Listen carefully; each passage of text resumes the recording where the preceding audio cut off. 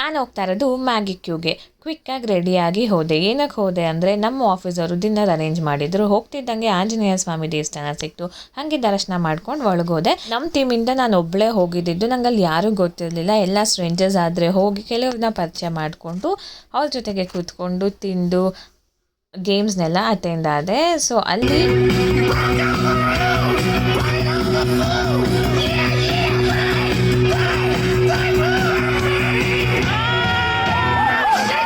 ನಮಗೆ ಅಂತ private party arrange ಮಾಡಿದ್ರು. ಅಲ್ಲಿ ಮಾರ್ಕ್ ಅನ್ನೋರು ಬಂದಿದ್ದರು. ತುಂಬ ಇನ್ಸ್ಪಿರೇಷ್ನಲ್ ಪರ್ಸನ್.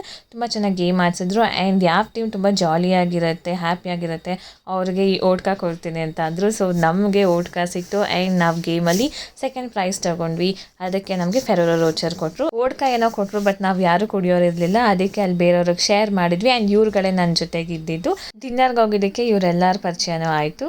ತುಂಬ ಖುಷಿ ಆಯಿತು.